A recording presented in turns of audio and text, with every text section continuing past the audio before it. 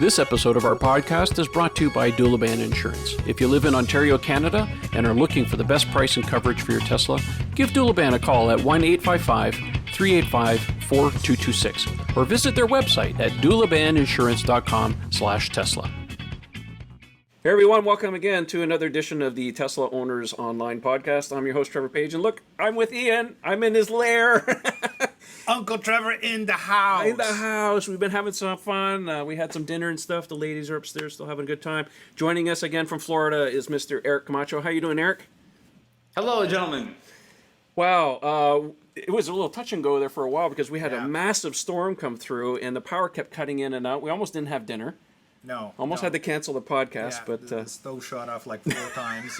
It's not a good scene here. Trying to watch Netflix, that doesn't work either. So no internet, no Netflix. In other words, you basically had a Thursday Florida day. I guess something like that. Yeah. Scary for us, normal for you.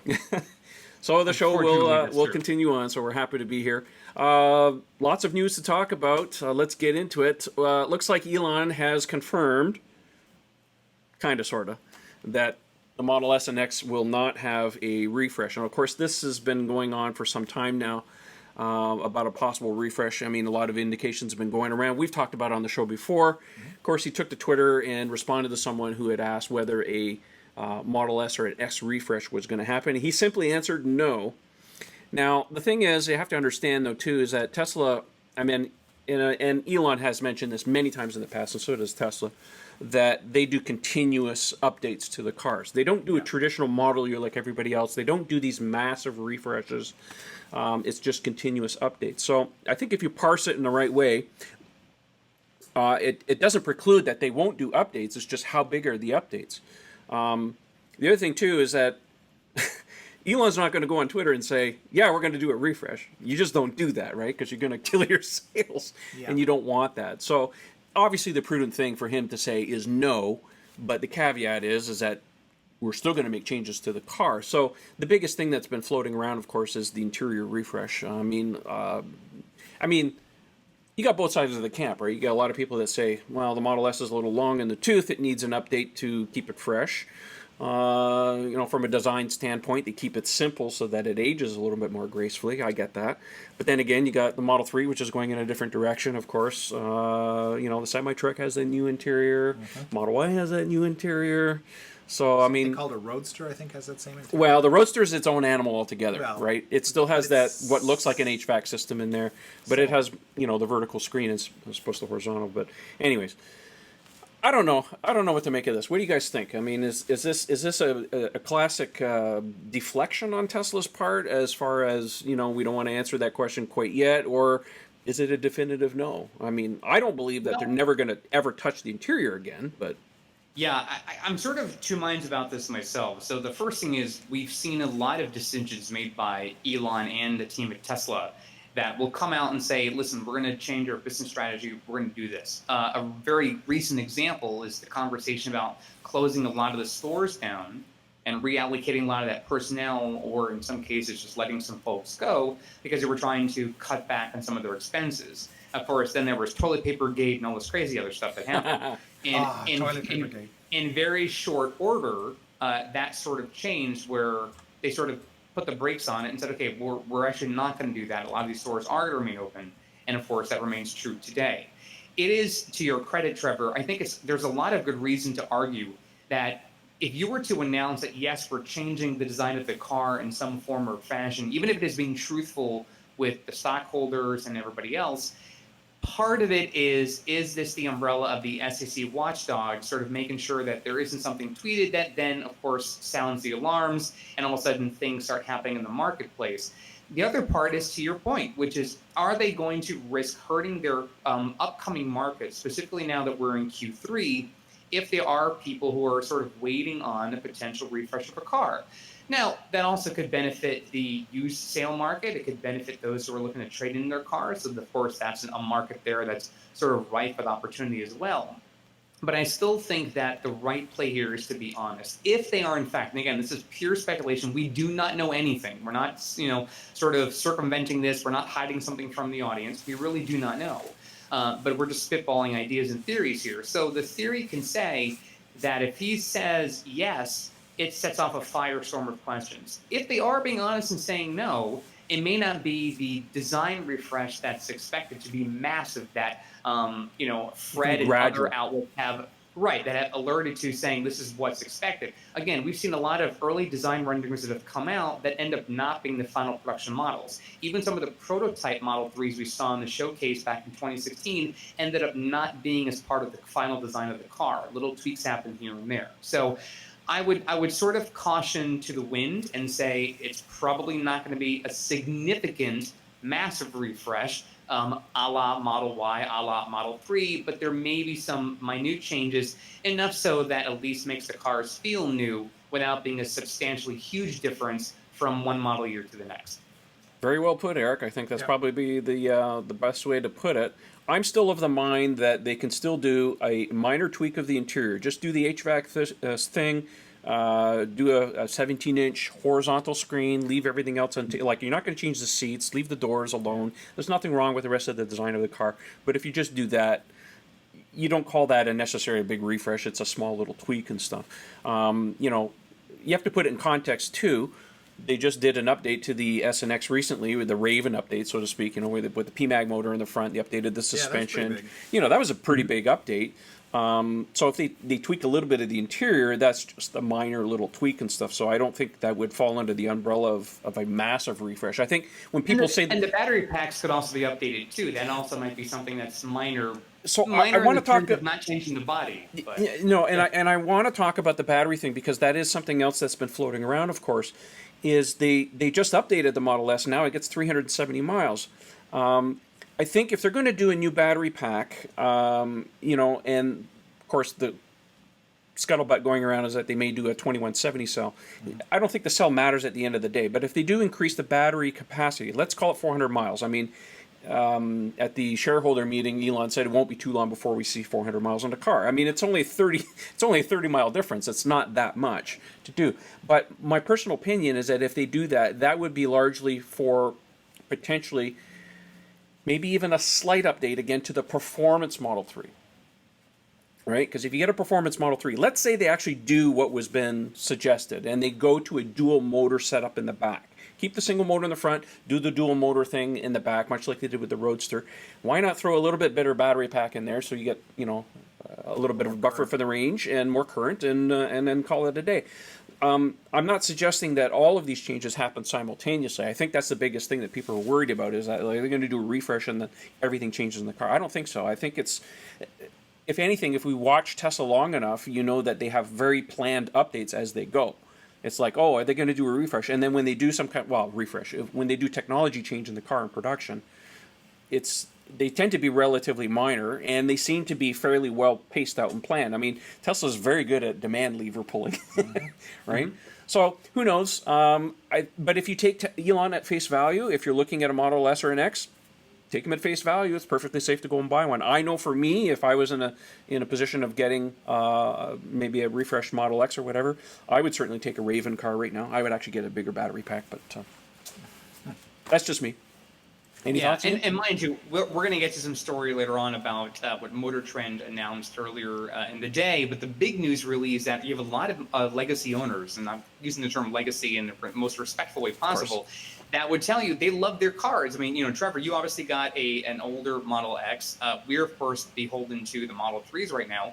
But there's a lot of folks who have the original nose cone Model S, from 2012, 2014, whatever it is, and they love their cars, or they wouldn't trade it in. They could easily say, you know what, I've had it. I could certainly get my mileage out of it. I'd be happy to trade up. But no, they love their car. They've done their customizations. Maybe they got a console in the aftermarket, whatever it is, but they love their car. So there's plenty of owners who would say, you know what, you guys can come up with whatever changes you want. This is my car. I love it the way it is, and we'll leave it at that. All right, well, I think it's time to move on. Let's talk about Model X hits, about a hit and run video that went viral. Now, this happened to our friend John, who runs the Tesla Silicon Valley Owners Club.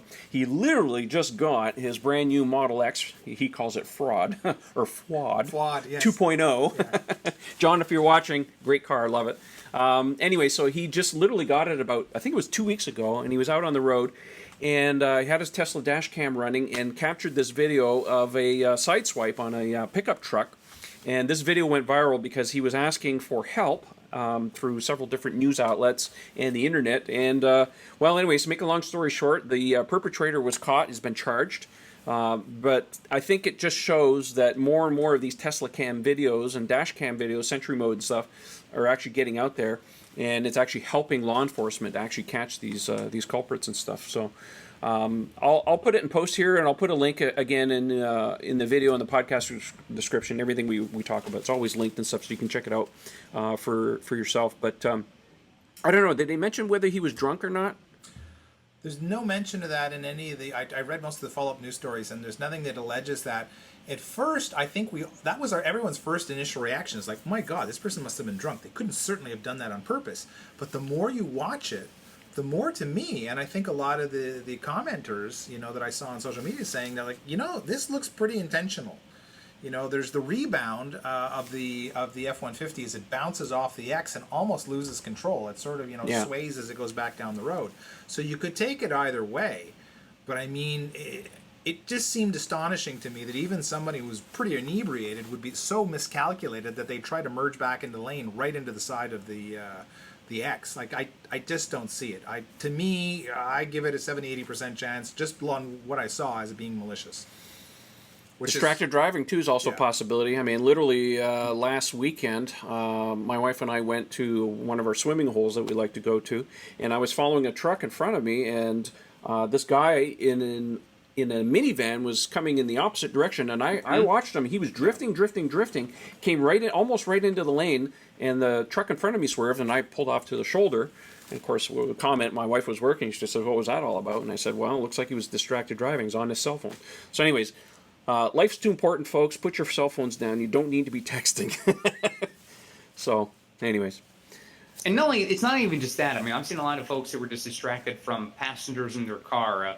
A child spills a drink. A passenger next to the driver's seat is, reaching for something, or you're reaching for your drink and your thing falls down. I mean, any method of distraction driving is not good. So do make sure that your eyes are always on the road. And this is especially true for Tesla drivers. I can tell you that even with autopilot on, my eyes are always glued to the road, because the one thing I cannot control is anybody outside of my car.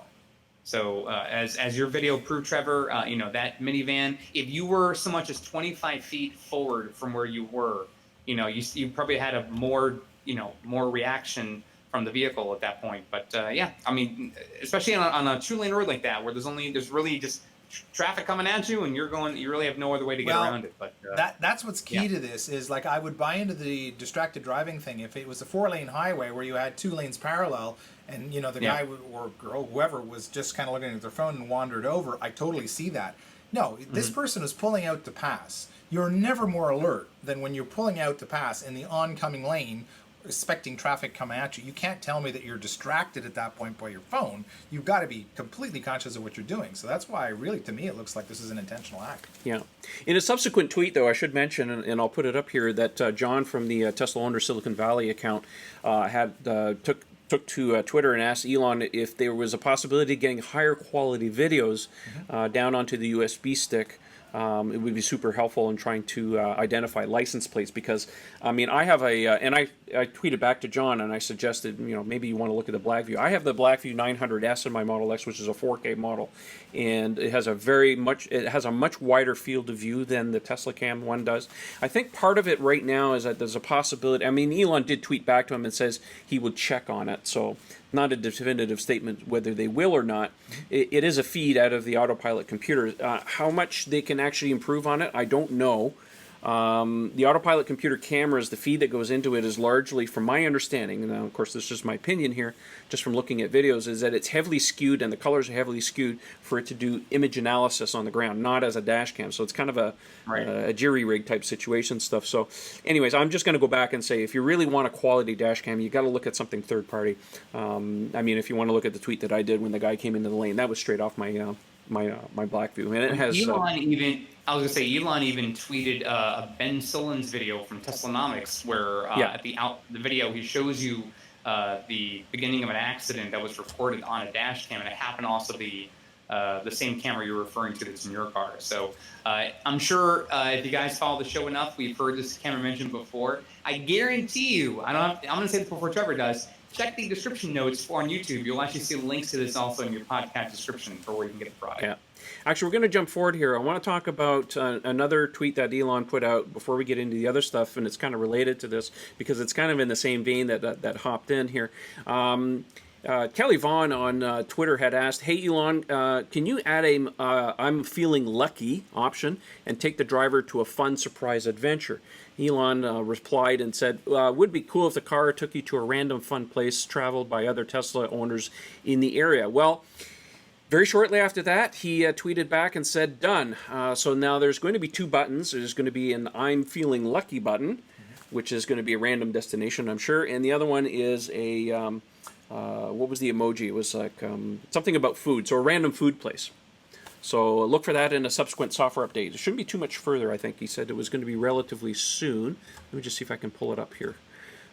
Just to get it right. It says, yeah, it says done. I'm feeling lucky, and I'm feeling, and if you look at the emoji, hover over it, says delicious food. So it's food related. Navigation button's coming in the next software update. So look for that. All right, the next thing we want to talk about is Tesla Model 3 2019 Car of the Year by Auto Express in the UK. Again, links to all these topics and stuff will be in the podcast description. Eric, why don't you tell us a little bit about what they found on this? So one of the cool things, we recently had a report of the Tesla Model 3 in Europe actually having 5-star crash test ratings all throughout every category they could possibly find. But then it also got added into this news story where it was marked as the Car of the Year, again, by Auto Express UK. So this is really big news because a lot of times when you're looking at different news stories, we're always getting this feedback of, hey, you know, where does this car rank in terms of other vehicles? So it's really awesome that we now have another award for the Model 3, which again, just every time there's a news story, it just seems like it's just something better and better for the car. So Auto Express reported that with the Model 3, Tesla's proven it can listen to feedback, return to the drawing board, and innovate. It goes on to talk about some of the charging performance of the vehicle, that they're forecasting up to 200 kilowatts. Which is going to be great for the foreseeable future.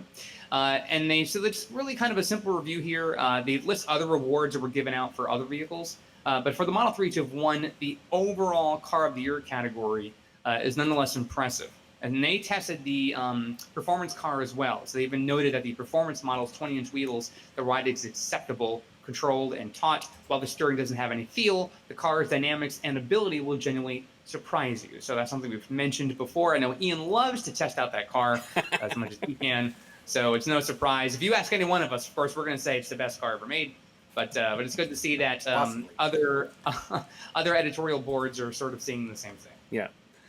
Speaking of which, Motor Trend just came out and said they claimed that the 2013 Model S, by consensus, is also the ultimate Car of the Year. Of course, was it Motor Trend? Actually, it was in 2013 that the Model S won the Car of the Year, which was unheard of. Right. First EV ever. And, of course, that sent Tesla's sales skyrocketing in 2013, which is also one of the reasons they delayed the Model X for so long, because they didn't have the production capacity of handling that car. So it just goes to show, you know, that even a 2013 Model S is still getting accolades on these. I mean, what a beautiful car. I mean, you know, they're basically saying in their 70-year history, they're making this the #1 car ever that they've reviewed.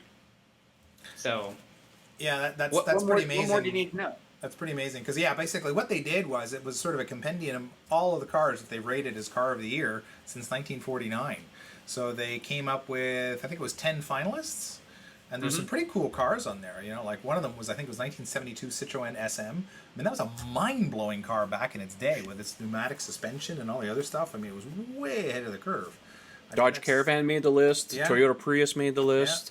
Yeah, A 55 Chevy Bel Air made the list. Well, that's a pretty classic car. I see those at the car shows again, you know, all the time. First major production 62 overhead. Sedanette Cadillac.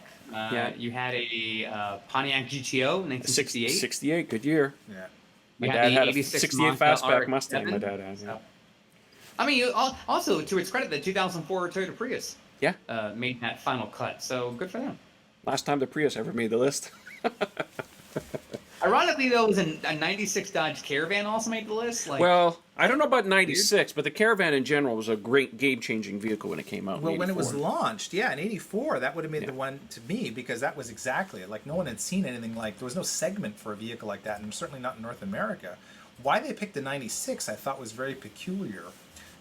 It's true that generation had a lot of advances over its ancestors, but to me, at that point, it was no longer groundbreaking. There was a lot of competition. So I think I had a 97, and it was nothing really to write home about. no, Transmission went on it. no, and likewise, I mean, I love all years of RX-7, but why the '86 RX-7? Like, Must be something. yeah, I would have picked the original, the first Yeah, year. RX-7 was quite of an interesting car, you know, with the wankled rotor engine. Very cool. Never really went anywhere, but It's just fun to say Wankel Road. wanker rotor engine. Lovely. All right, moving along. I want to talk about the CHAdeMO adapter because finally, it's finally available for the Model 3. It actually works on the Model 3. Now, there is a caveat, though. You need supposedly. yes. Allegedly. Allegedly.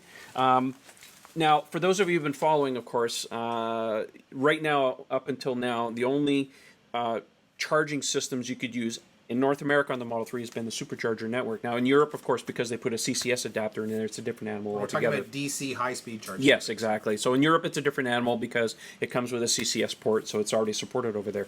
But for us in North America, the only other option is CCS, which we don't have an adapter for. So the only other one that Tesla's made up until now for the S and the X has been the CHAdeMO adapter. CHAdeMO, by the way, is a transliteration of the Japanese charge in motion or charge demotion. That, anyways, it's a transliteration. That's where the CHAdeMO comes from. Anyways, so that adapter's been available for a number of years. I think it sells for $450 US. Anyway, so it just popped up again on the Model 3 charging subsection on shop.tesla.com, and the little note that said in there that it was not compatible with the Model 3 has finally been removed. It says all models of Tesla. All models of Tesla.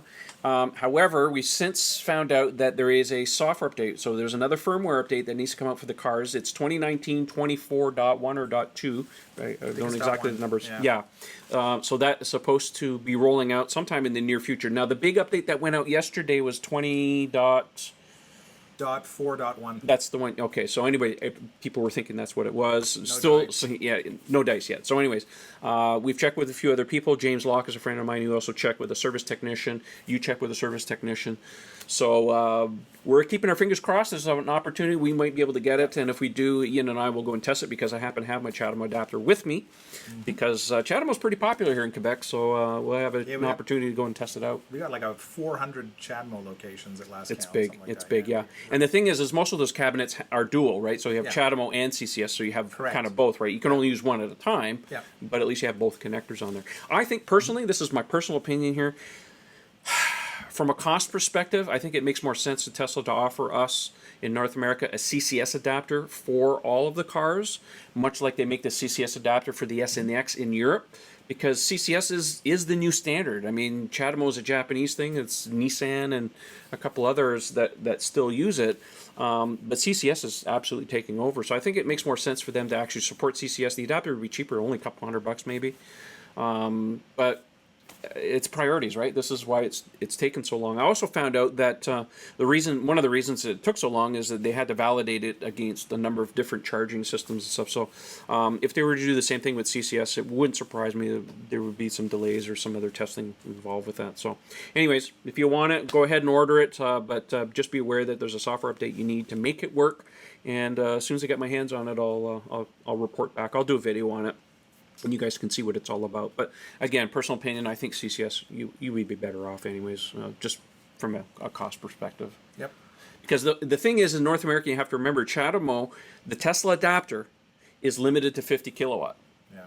So, yeah, it's faster than level 2. It's not supercharging speeds, of course, but at least it's faster than level 2. So if you're out in the boonies, you need a fast charge, you get the CHAdeMO, you can get up to 50 kilowatt, which is better than your level 2, which is going to be 10 or 11 on average. So it is definitely, anywhere 3 to 5 times faster. So it's better than nothing, but it's not like CCS, which they're getting in Europe, which Model 3 supports up to 120 kilowatt. So pretty big difference there. So I do want to add one thing before we move on.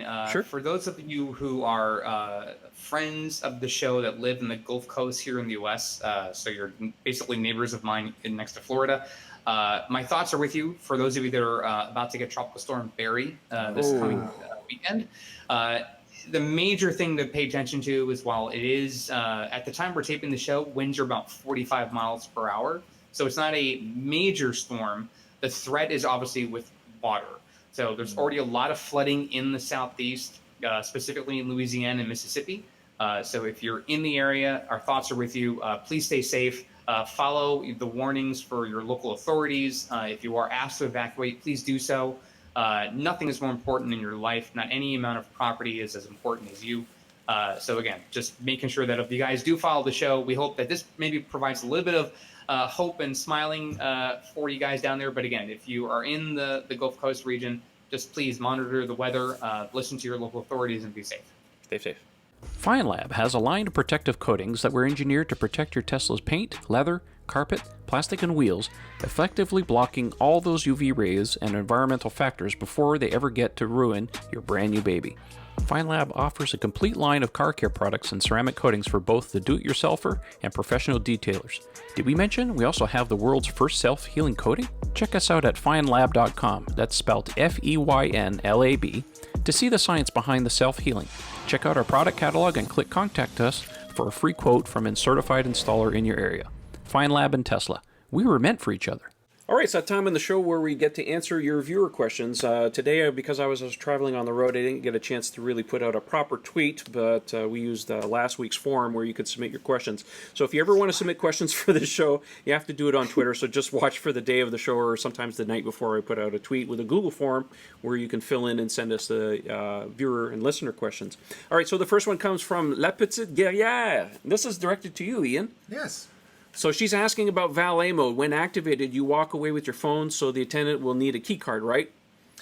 Correct. You will need to give your key card to the attendant, precisely. And I have done this on a few occasions. I don't know if you gentlemen have, but the first thing you want to do is you want to give them a little course in how it works, because we're still at the stage where in a lot of areas, some parking attendants have never seen a Model 3. I mean, I brought mine to New York City last year, and I would have figured, God, they must have seen 1,000 of them by now.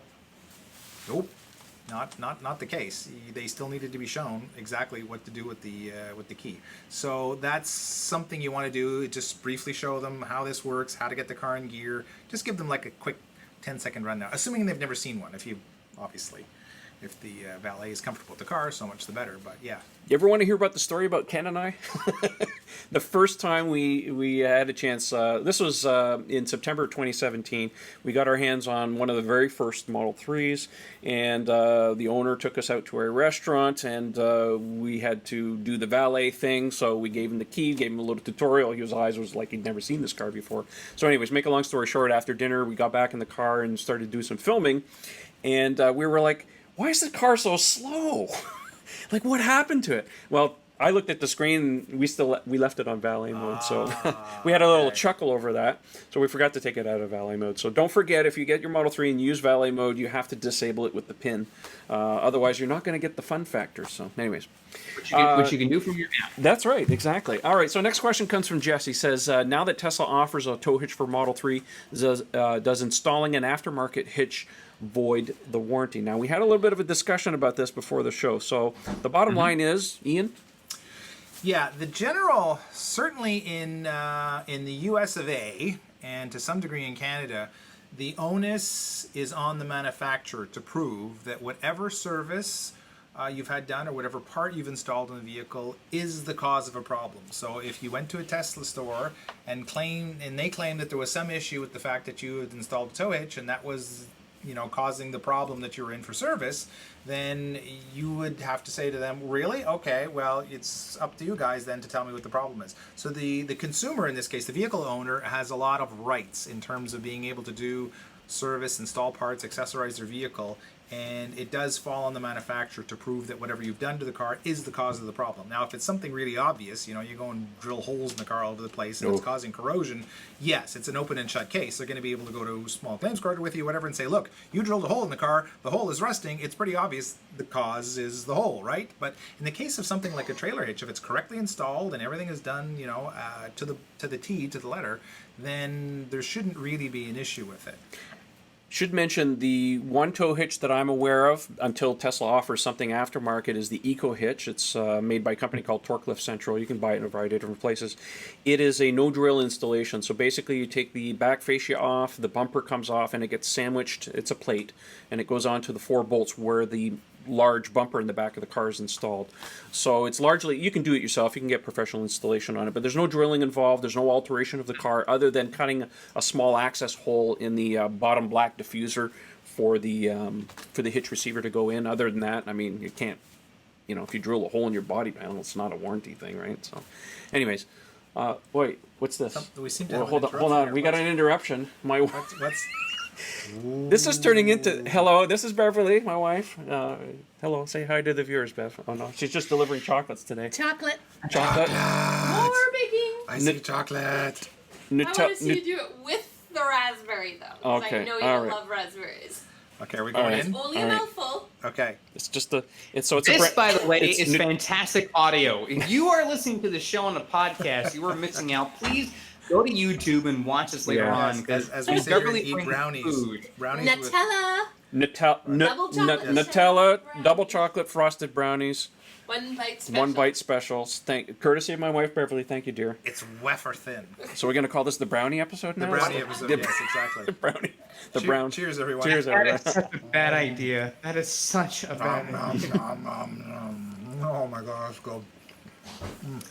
Alright, Why I so don't weigh 300 pounds is now, beyond me. I still don't understand. I don't know how you do it, dude. I mean, if I had a woman like that baking stuff like that for me every night, no.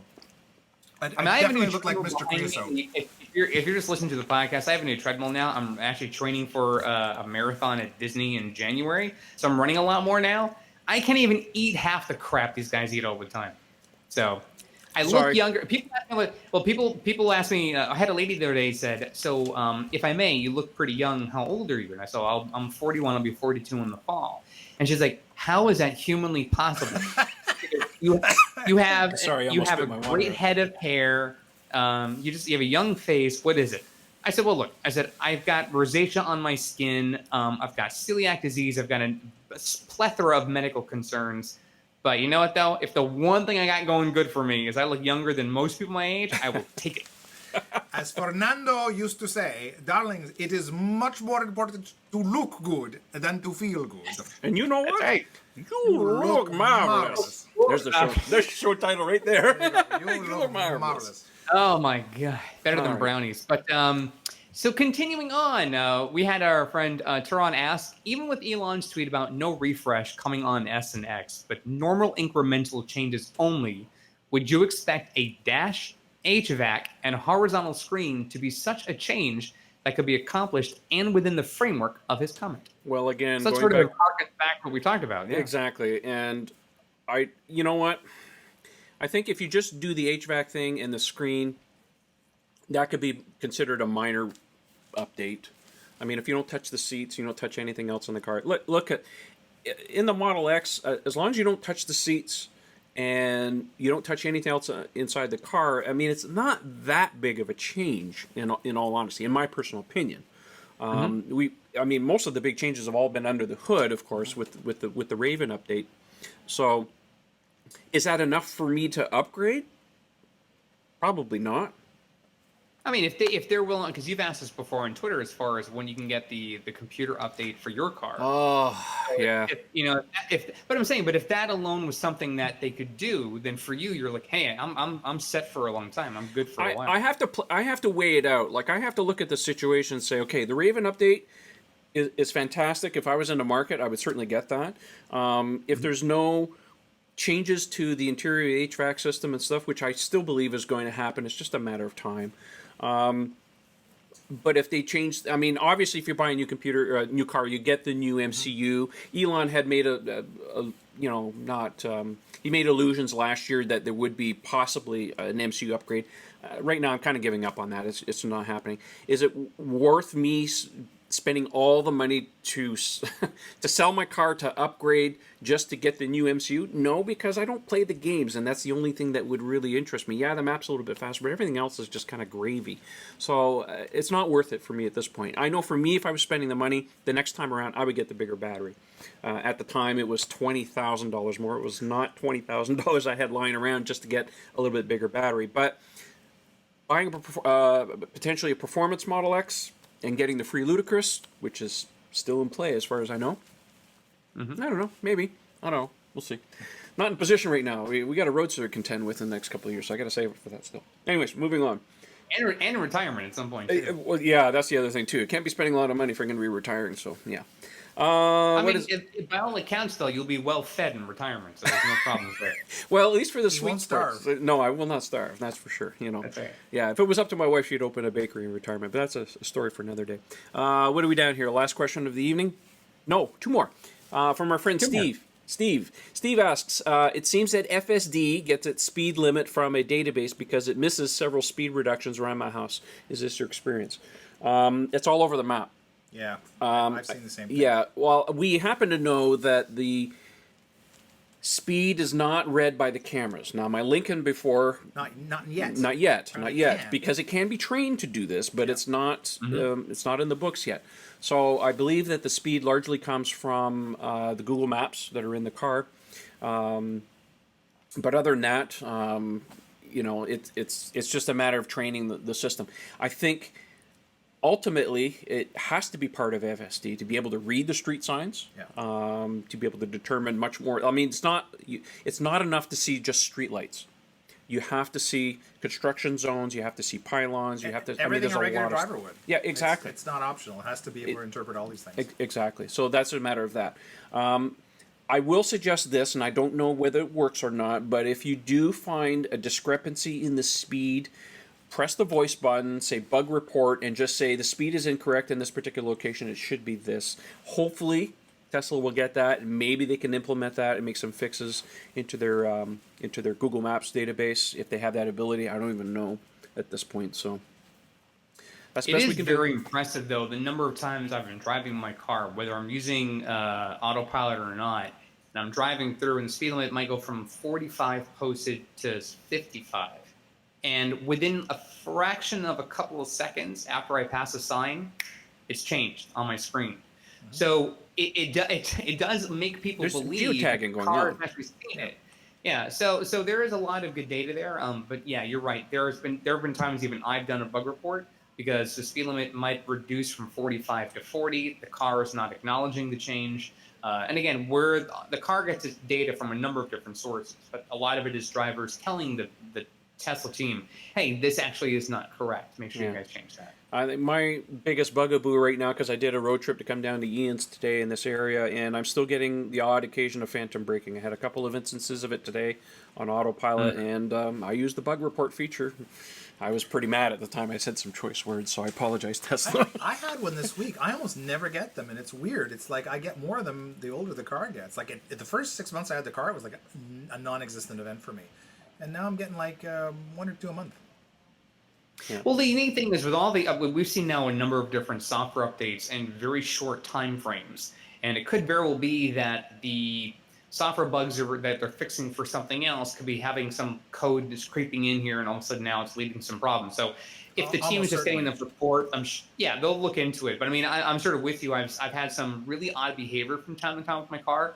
The other day I was driving. I know our friend Michael, Tesla Tunity, has reported this, and I've also had this problem too of like the blind spot. All of a sudden now it can't see anything. Like on a sunny day, it just all of a sudden doesn't want to work. So there's all kinds of weird problems. Just report it. Use the talk to your car feature, and just submit the report. That way the data gets submitted to Tesla and they can look at it. Okay. Last question of the evening comes from Drew. He says, what are your thoughts on a tiered pricing schedule for full self-driving? Example, $7,000 to $10,000 for personal use FSD, then a Tesla network fleet price FSD. He says pricing for FSD for everyone at the investment level, $35,000 to $50,000, will easily double the price of the vehicle. This would limit most families who are already Tesla stretched. Whoops, our screen just disappeared. In the world's safest vehicles. You know, it's funny, I was kind of thinking about that. Now, we do know that Elon did say that a subscription service to FSD would be a possibility once the fleet comes on board. So right now it's still early days. I mean, they're kind of fronting the whole thing right now. If you want to buy FSD, you kind of have to cough up the money to get into it. I don't know. What are your thoughts, Ian? I thought this was pretty rational. I mean, if it winds up that that's where it goes, if FSD gets priced to factor in the commercial value of the fact that the vehicle can become a robo-taxi, it's going to become very expensive. And I completely understand this. What if you didn't want to, give your car out as a robo-taxi? I'm not convinced I would want to myself. It's kind of like, it's my baby. No, I'm not doing it. No, this I'll buy another car to do that. Correct. I had the same thought. Buy an SR Plus, whatever, put that thing in. Absolutely. Make it work for you. But this is my child, this thing. So yeah, what if you're that person now, and in a few years when FSD hits this crazy price point because of its commercial value, but you want to buy it for private use? So yeah, it should almost be kind of like softwares, right? There's private use, so like a single user license type of thing, and then there's like multi-user commercial level where it's a different license price. I don't see why they couldn't do something like that. It makes perfect sense to me. Yeah, I think over time it'll be more of a subscription service. I mean, they will largely have. I mean, I could see a day where they will offer a car not only just leasing but also an FSD purchase plan. It's similar to leasing in the sense that, of course, at the end you've got to turn the car, but it bundles everything. Maybe supercharging, maybe some FSD and stuff in there. A tiered fee for the Tesla Robo Network type of things. I mean, it's still early days. I mean, they're still fleshing out a lot of the stuff. I mean, hopefully next year we'll get some more color on that once they talk about what their progress is. Again, it's still very early days. I mean, we're not going to be at level 4 and level 5 for a while. I mean, they may be feature complete in the sense from Tesla saying, we think we got most of this sorted out, but edge cases are everywhere, and I think it's still going to be a while. Of course, regulation says. That's the big unknown. Yeah. I don't have a hard time believing in a year or two that they can get 99.9% of the edge cases done, but the regulatory angle, is going to be a bit sticky in some areas. Well, the thing I want to add here, and I sort of want to make a thought experiment in this way.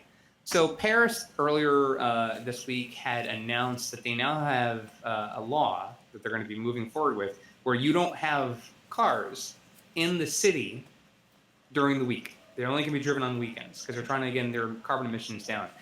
There's also been some reports of the Tesla team thinking long-term of actually reducing production of their vehicles, because once they have enough cars produced to do robo-taxi for ownership and so forth, the idea is not to flood the market with single drivers. The goal is to have cars that can be used for multi-purpose, multiple owners, multiple drivers. So it begs the question at that point, can that be a viable thing? I mean, again, it's long-term speculation about what Tesla's going to do, but the pricing would have to somehow be planned on what their ultimate number of vehicles they're targeting on the road. Are they looking at 1 million electric vehicles in their fleet? Are they looking at 500,000 vehicles? I mean, we're obviously close to that number, pretty soon. Especially when Model Y gets out, we're going to soar past some of those figures. But I mean, again. Right, but it does kind of make us speculate how much is too much. So it's not just a cost perspective, but it's also just how many cars on the road. Because the last thing you need are a number of cars not being driven, because either they're unaffordable, because FSD just becomes priced out of the market, because most people don't want to own cars anymore, because now we're seeing a lot of people gravitating towards large cities. So maybe a lot of folks don't even own cars anymore. Using public transit instead. So there's a lot of things to kind of start thinking about in the next 5 to 10 years as we get towards, certain cities passing legislation that limits how many drivers there are to begin with. So that might kind of put a cog in the wheel. You know what I mean? You know what the damn saying is. Yeah. It puts a wrench in the machine as to what might happen. I think it's worth mentioning. Elon has been saying recently that Model 3 is an appreciating asset, and you kind of scratch your head and think, well, how is a car really an appreciating asset unless it's a classic car? And I will say, anecdotally, what I've been doing lately is I've been going on to used car websites and just searching for Model 3s and stuff, and at least at the asking price level, that they are holding their value exceptionally well at this point. Now, whether they sell for that, who knows? So it's kind of curious to see, and I think the body metric is down the road, once FSD comes on and you can actually buy one of these cars, put it in the fleet, that changes the game considerably, provided they can actually pull it off. But anyways, to make a long story short, I'm just kind of throwing this out there in the sense that, from what Elon is saying, I don't know if it's just a case of people just over asking what the cars are worth, or taking into account the federal tax credit, maybe pocketing that. I don't know what the situation is, but anyways, just an observation that I've seen lately, because every so often I like to go and just see what cars are worth these days, including my own, just for. But your observation is not a sole thing. I mean, I've seen a number of people across different markets in Canada and the U.S. say the same thing, where it's kind of like, just do the experiment yourself. If you don't believe Trev, check in your market, on Auto Trader or whatever it is you want to use. And yeah, the prices are way up there. Considering that you can order a new one and have it delivered, within a couple of weeks, I'm kind of amazed by that. It bodes well for the future resale value. It's interesting because I see a lot of comments, because I'm going on our forum, and then we check what's going on Facebook and Twitter and stuff. But invariably, what happens when somebody puts one of these cars on sale, you immediately get the price shaming come on board, right? Everybody price shames everybody, and it's just like, who cares about what price they ask? I mean, why do you have to shame them? The car is going to sell at the price it's going to sell. You don't have to go to these metrics. But the thing is that the thing that keeps coming back all the time is, well, I can buy a new one for this. Why are you asking for this? It's supposed to be depreciating asset. Anyways, just an observation. Who knows what's going to happen? I'm not in the market to sell anything. I think part of it too is if you go to Tesla's website and you look at the Model 3s that are available for sale in the used market, or even some of the new ones that were like test drive cars that are never had an owner. The numbers are up there too. But I always tell people, imagine if you're looking at any car that you're finding online that's an electric vehicle, you got to consider your tax savings the person had when they bought the car. You got to figure your gas savings, maintenance savings, and other things. So while you might be paying more for a car, this is like any other electric car. It's overall, what is the benefit of having an electric vehicle? And when you start adding it up and you see this, a lot of us have put numbers on Twitter and social media and other sites where we're talking about, here's what I saved in my first year of ownership, between not having oil changes, not having fluid changes, and on the list goes on. People start going, wow, that's a lot of money you've saved. I mean, we've seen people save well over $5,000 in their first year of ownership. So, which again, we've seen the inflated numbers sometimes on Tesla's website with, here's your overall savings, which of course they don't do anymore by default. But again, that is something that can happen. So, and I would argue, I would also be very curious now to see, because a lot of people, like I have a first production Model 3. That car has a lot of things in it that you cannot get anymore in a car today. You can't get, for example, the internet. I'm grandfathered in, so I'm never paying for internet capability for the premium services. I have the longer range battery. There's certain things I got with my car that you can no longer get. So for some people, they're willing to pay a little bit more money to get the benefit of having basically the off the line car. I've noticed it right when I pulled into Ian's driveway. His neighbor just got a Kona EV. So it's starting to get around. You mentioned there's somebody with a dual motor Model 3 in his neighborhood as well. So it's starting. Oh, yeah. The number of EVs in my neighborhood, I would say in the last year, has doubled easily. And it's like going up every week. And he has two EVs. He's got a Model 3. He's got a Chevy Volt as well. We the OG EV people in this neighborhood. Yeah. Represent. Yep. Well, that pretty much brings us to the end of the show. A little bit shorter than normal, but that's okay. We got things to do and stuff and people to see. So, Eric, since you're on the screen, what do you want to plug today? You know what? I just want to thank all of our sponsors, supporters, everyone else. You guys can follow me on Twitter. If you can't see it because you're listening to the show, if you're on YouTube, you can see it here in the corner. My handle is ECFix on Twitter. You can find me there on social media. But if you are listening to the podcast, thanks so much for tuning into the show. We hope you like it, favorite it. Like, subscribe, then unsubscribe and resubscribe. Get our numbers up. That'd be fantastic. Leave comments. Just do it. Just do it. Tell your friends. Hey, just like it, unsubscribe it, do it again, do it 5 times, 10 times. Give us a good review on iTunes. That helps out too. Yeah, think of it as a gift for your kids that will be forever lasting. Your love just goes on forever. And if anything, and I probably will throw this out there, if you do make a request, if you leave a comment on iTunes, we'll see if Trev will select a lucky winner. Maybe Beverly can make a treat, and it can be sent to you. If you live in Canada, I don't want to like have treats sent to way overseas in Europe. But if you live in Canada, because postage is not so expensive shipping out of Canada. If you live in Canada and leave a comment on iTunes, just maybe you'll get a special treat from Beverly. I'm throwing it out there. This is not even provoked. I'm just on a whim. There you go. That's a good idea. Our listeners. Great idea. We might be able to pull that off. All right, Ian, since you're sitting beside me, you're next, buddy. What do you want to talk about? All right. Well, you can certainly find me on Twitter at Ian Pavelico. Don't worry about the spelling because I'm sure Trevor will put that in the show Always. notes. Exactly. You can find me at Tesla Owners Online. The handle is Mad Hungarian. So if you're looking to get any technical questions answered, specifically wheels and tires, that's generally one of the things that I can answer. That's in your wheelhouse, isn't my it? wheelhouse. I hate saying that. It's such a dad oh my joke. God, that's it. Goodbye. So dad joke. But yes, in the wheelhouse. So yeah, you can find me there. Just tag me. Oh no, we've lost Eric. He's gone. Oh, that's okay. Look what you've done. So yes, and then finally, if you're looking for some quality EV wear, we have the Mad Hungarian Evolve Wear store at Teespring, teespring.com. Just look up Mad Hungarian while you're in there, and you will stumble upon the fabled Evolve Wear shirts, the originals, and as well as the WMAs. And yes, I promise you, people waiting for the Model Y shirt in about a week's time, you will have access to ordering that. Yes, you heard it here. I'm now committed. I can no longer run. I can no longer hide. Y shirt's coming soon. Awesome. Links will be in the video description as usual. I'm representing Front Puckby. Hey, Earl. He is, Everybody, yes. love your shirt tonight. So anyways, if you want to follow me, you can follow me on Twitter. Very active there. The handle's at Model 3 Owners. Check out the forum at Model 3 Owners Club again. You see that still works. Yeah, Tesla Owners Online. My handle's Trev Pete there. Want to say a big thanks to our sponsors, the guys at Evanex, Dulavan Insurance, and the great guys at Fine Lab Ceramic Coatings. Keep your car nice and clean, folks. And we'll talk to you next time. Thanks for watching and listening, no matter where you happen to be. See ya. Bye.